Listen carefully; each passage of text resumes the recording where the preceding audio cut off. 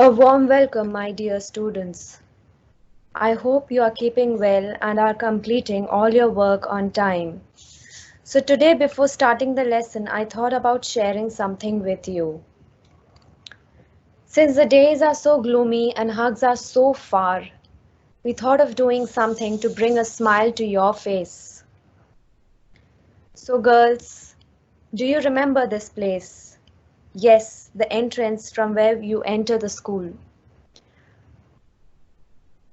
Do you remember this? Yes, the place where you play, do exercises during your PT period, or do yoga. What about this? Yes, the entrance of our building, from where you walk and go towards your classrooms. And what about this?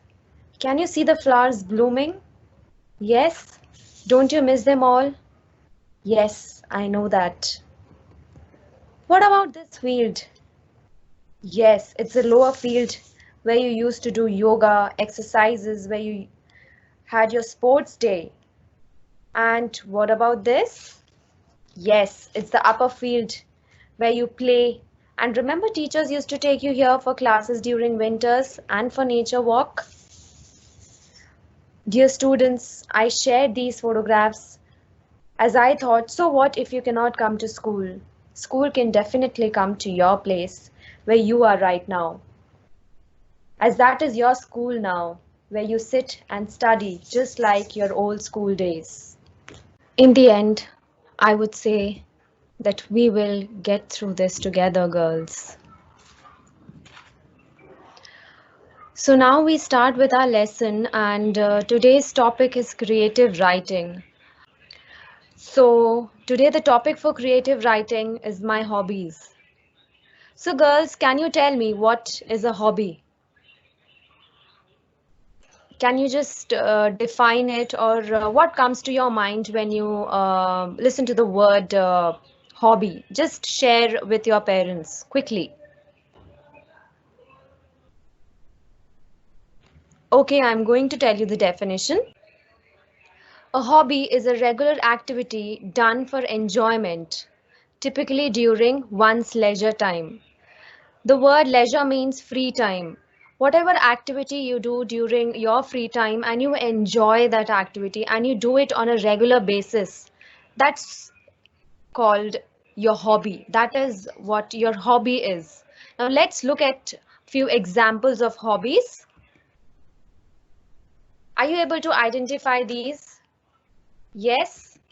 Very good. Reading books. I hope, girls, you have downloaded a lot of storybooks from the links which we forwarded to you in the initial classes. I hope you're using those website like Amazon. They are providing free PDF files of various storybooks. Please use that. Read storybooks, which will increase your vocabulary. Now let's move on to the next one. Are you able to identify these? Yes, very good. Playing basketball. Now moving on further, let's see. Are you able to identify this? What is this girl doing? This is her hobby. She loves this thing. Yes, taking photographs. Okay, what about this one? Are you able to identify what is she doing? Yes, drawing. And what about this? Very good, dancing. So now moving on further, since you saw many examples, I'm pretty sure you know yours. What is your hobby? So now please quickly share that with your parents. What do you like to do the most when you are free? What is your hobby? Very good, girls. So now, before moving further, there are a few points to remember while framing sentences on a given topic. We have already done this in class 1. This will be like a quick revision for you. So let's move on. The first one is the sentence will always begin with a capital letter. Here also you can see the first letter, that is T, is written in capital letter. Next one, the letter I will always be in capital. Can you see this? The letter I is always written in capital letter.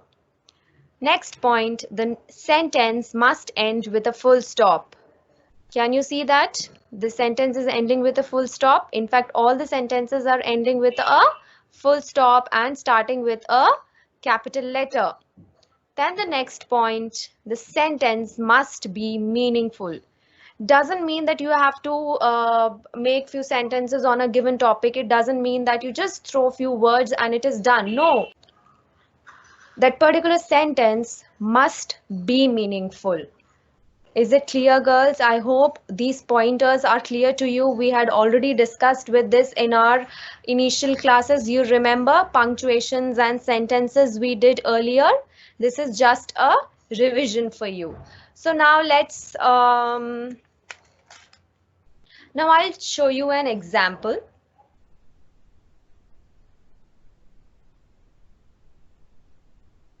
So let's just take one hobby randomly.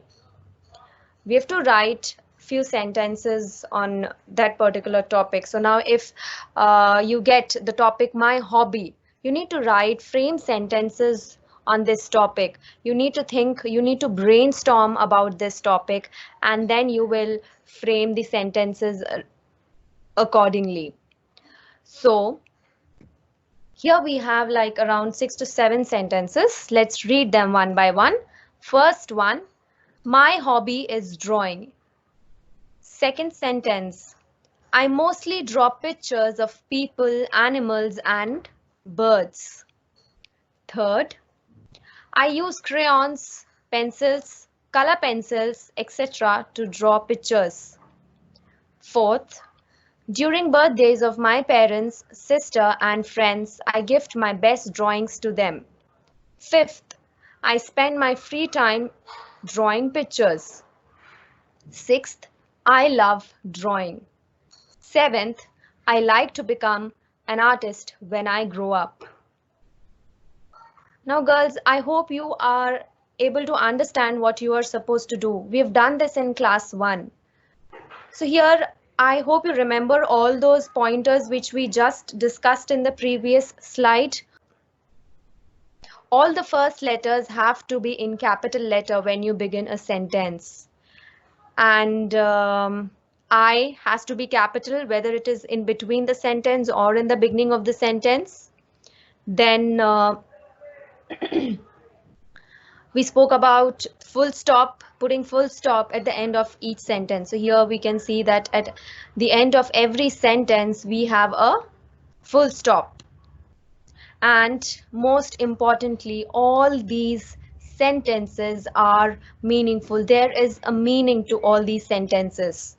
I love drawing. So here you are able to understand the sentence. It's not just about throwing some words on the paper and it's done. No, those words, it should make a meaningful sentence. Now this is just an example, girls. You need to write this in your notebook, and I am attaching a worksheet along with this. There I have given one more example for you. Just go through it, and then you need to identify your hobby and make meaningful sentences. Okay, so dear parents, I'm requesting you to just help your children to make sentences. Please don't give them the sentences. Please don't make them write, okay, I am dictating the sentence, you write. No, please don't do that. Let your child frame sentence, and if there is any mistake in that, you can correct them and help them and guide them. Let them learn on their own. Is it clear, girls? Parents, I hope this is clear to you as well. Just help them. At least make 5 sentences. Okay? So with this, I end today's session. Thank you, girls. Stay safe, stay happy, and take care. Bye-bye.